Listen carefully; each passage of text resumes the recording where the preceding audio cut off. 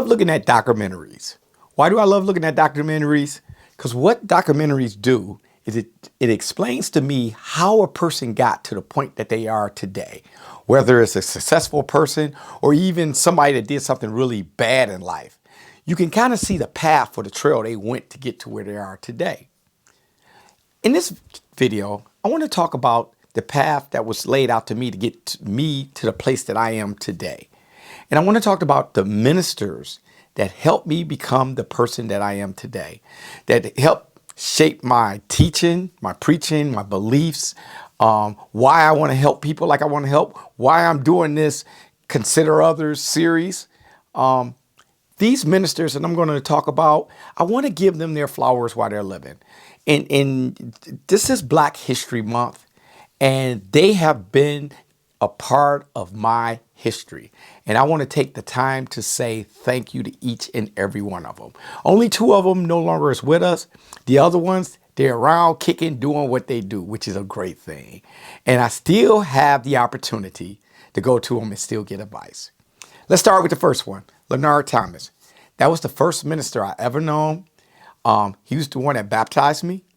He's the one that introduced me to the Bible, introduced me to Christ, taught me how to read the Bible, how to use the strong concordance.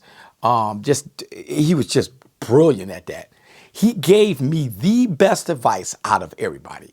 He's told me, he says, look, it isn't the man, it's the Bible. If somebody shows you in that Bible that you're wrong and it's in that Bible, it's in the right context, and everything lines up like it's supposed to, you are to believe the Bible over the man.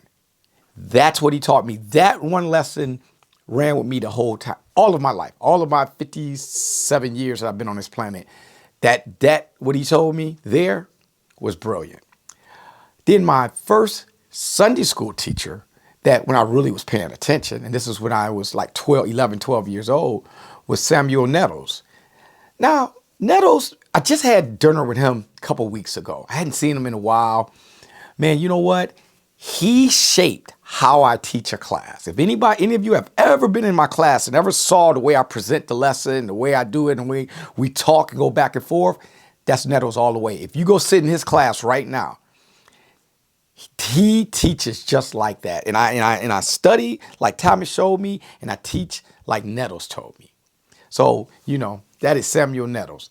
The next minister is Rigel Dawson. Now, Dawson, what he did was he was the one that was like, hey, man, get up and start teaching. He encouraged me to teach. He encouraged me to get up and start preaching. He showed me how to lay a sermon out and how to do the words and stuff to the sermon. And I got to say this about Dawson. I love the way he preached. He's got to be one of my favorite preachers.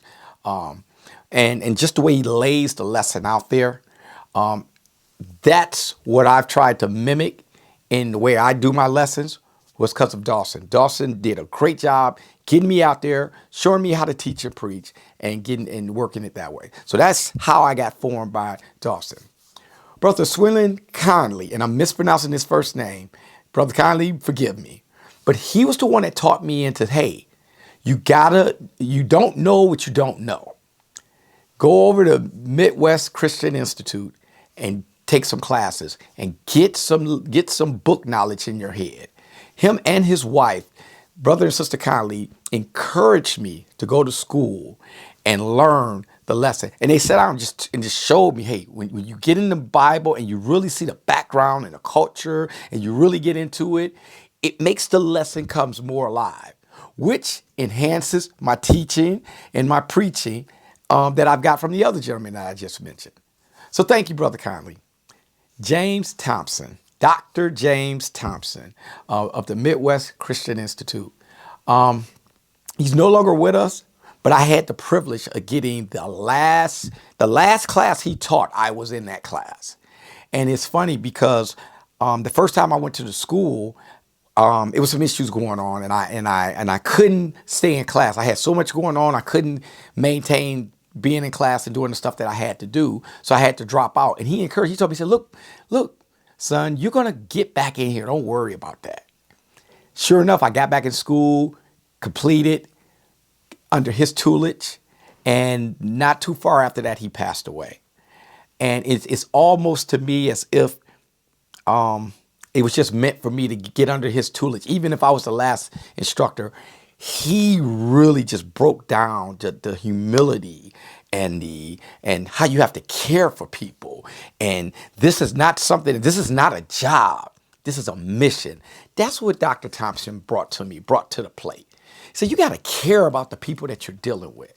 And you got to realize it ain't trying to get to the top of the hill that matter. It ain't trying to be the best preacher you can be. It ain't trying to grow the biggest church you can grow. He said, because one of the things you're going to realize is that it is lonely at the top. And when you're at the top, the only place to go from there is down. And I always appreciated him for that. He was the one that also taught me, say, hey, man, you know what? When you go and deal with somebody that passes away, don't go there running your mouth. Sometimes folks just want you to sit with them and just be there. It's the weeks after a person passes away that counts. Because see, everybody calls that first week that someone passes away and they lose a loved one.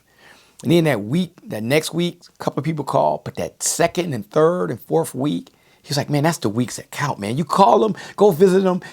And I've been doing that ever since he's taught me that. And everyone I've done that to was just like, my God, that is the best thing.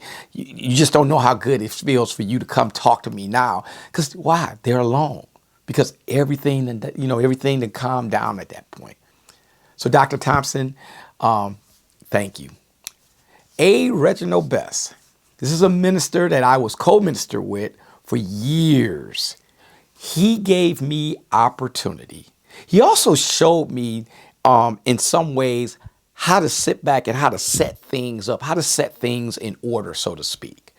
You have to look at the big picture and look down and say, okay, what's the best way to conquer this?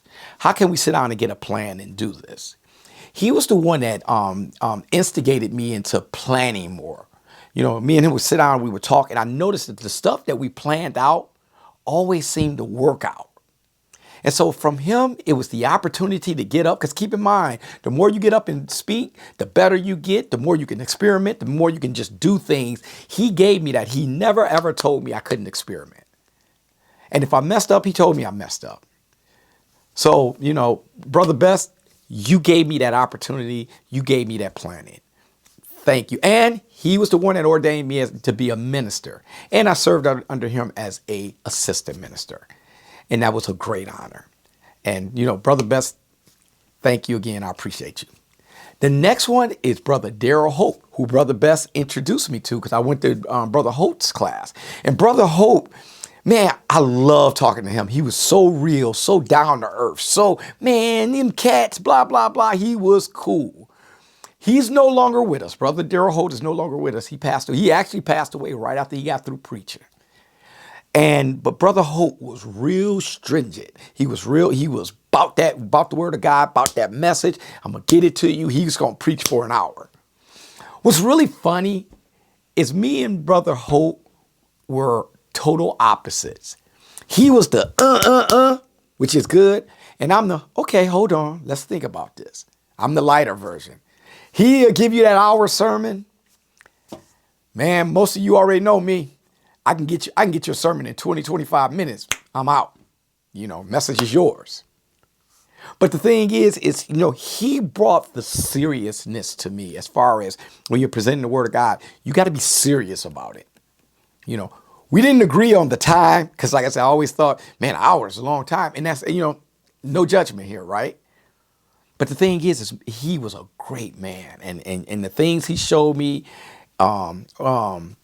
was absolutely wonderful. That was a class. That goes back to Brother Conely talking about more knowledge, more knowledge, more knowledge. Daryl Holt brought that more knowledge to me. And which leads to the next brother. The next brother is Brother Clifton Webb. Let me tell you about Brother Clifton Webb Jr. I forgot to put that in there.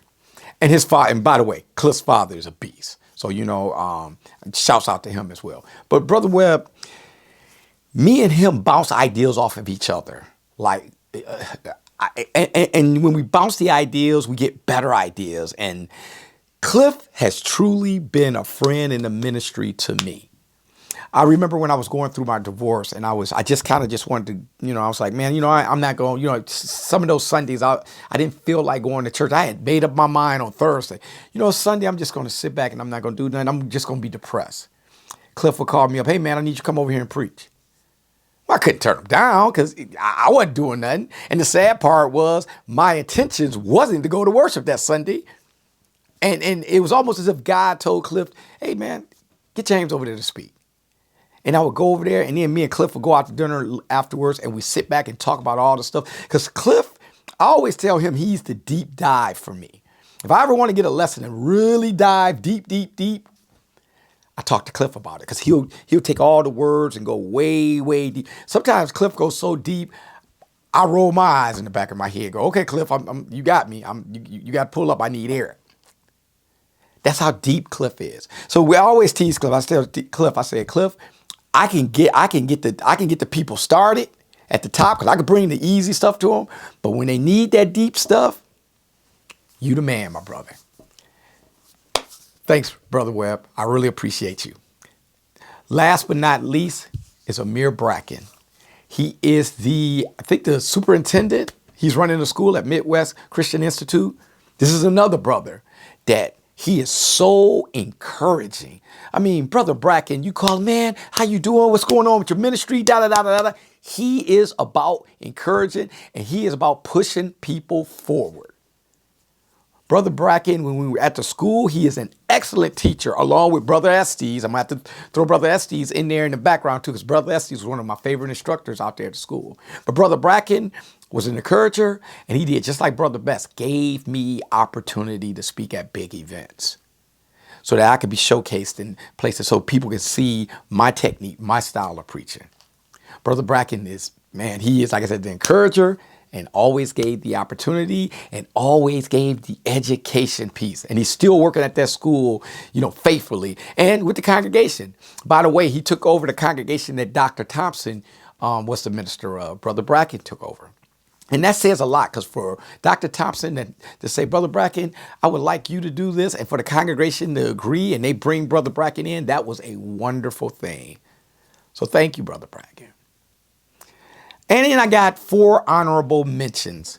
That is Brother Ralph Jennings, Brother Daryl Bourne, Brother Son Taylor, and last but not least, my dog, Brother Dwayne Roper. Those 4 men, it has been times that I have been wanting to jump off the cliff and pull my hair out. And they've pulled me back in and we've sat down and we've talked. I remember Brother Jennings, he had came over one time and when he came over to the congregation that I was attending at the time and he wanted to teach and he wanted to preach. And he was like, man, I need to figure this out. And he ended up buying an iPad and he started working with his iPad and he started doing it. Man, that man right now gets up and preaches and teaches, and he got that iPad and he got it rocking and rolling. Dwayne does the online stuff. Brother Bowen is always staying scriptural, and Brother Taylor is always encouraging. I'm just going to say something light about all of them because I could go on and on about all these men along with the men I just got through talking about. But here's the point I'm making, everybody. These are the men that help make me who I am today, a fairly decent person. I'm not perfect. I don't have it all. I don't know it all. There's a whole bunch of stuff that I probably screw up at all the time. But what I'm saying is, when we're saying consider one another, if these men did not consider me, I would not be where I'm at today. And I want to say thank you to them. Thank you from the bottom of my heart, everything that you guys have given me. And keep in mind, this is not saying that they were the only ones that was in my life that encouraged. That's not what I'm saying. I'm saying today, Black History Month, in this video, I'm honoring the ministers that help shape and form my spiritual walk and talk in today's world. This is why we bring you the videos. This is why we do what we do. So, brothers, thank you, thank you, thank you. As always, happiness is not getting what you want, but wanting what you have. Hey, everybody have a great day. Take care.